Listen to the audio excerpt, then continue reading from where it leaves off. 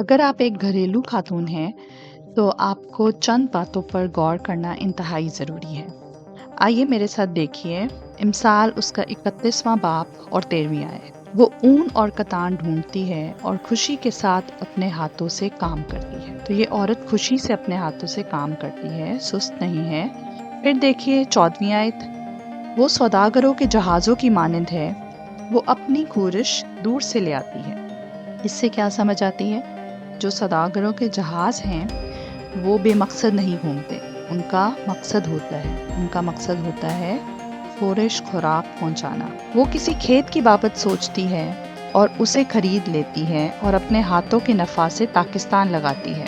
ये औरत सिर्फ सोच रही है किसी खेत के बाबत और उसे खरीद रही है। आजकल के दौर में आप इसको इमेजिन करके देखें कि आप सिर्फ सोचें और खरीद लें, और वो भी अपने हाथों के नफ़ा से। इस औरत के पास कहाँ से नफ़ा आ रहा है? आगे पढ़िए, 18वीं आयत में है, वो अपनी सौदागरी को सूदमंद पाती है, रात को उसका चराग नहीं बुझता।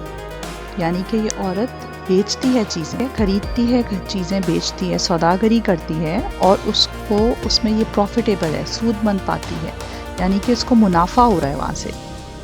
फिर देखिए, वो तकले पर अपने हाथ चलाती है और उसके हाथ अटेरन पकड़ते हैं।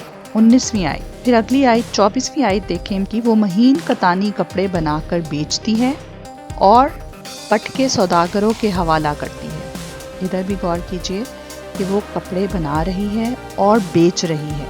तो इस तरह वो अपने हाथों की कमाई से मुनाफा पाती है और उसी मुनाफे से खेत खरीदती है, उसी मुनाफे से पाकिस्तान लगाती है ताकि उससे और मुनाफा हो, और इस तरह उसकी कमाई में जो है वो बरकत आती है। ये उस घरेलू औरत की खसूसियात है। तो अगर तो आपके पास कोई भी हुनर है, मसलन आप डॉक्टर हैं, टीचर हैं, नर्स है, अकाउंटेंट हैं और कमाती हैं, तो बहुत बेहतरीन करती हैं। और अगर आप घरेलू खातून हैं, आपको सिलाई आती है, आप कपड़े बनाएं और बेचें, खाना बनाना आता है तो होम मेड फूड डिलीवर करें, आप अपने हुनर का यूट्यूब चैनल स्टार्ट कर सकती हैं। आप एक बिजनेस वूमेन हैं, इसको समझिए तो सही। आपने इन चीज़ों पर अमल करना है, अपने लिए पूरा प्लान बनाना है और आने वाले सालों में आपने अपने कमाई से नफ़ा उठाना है। इस पर अमल करके आप खुद को बेहतर से बेहतरीन के सफ़र पर ले चलेंगी।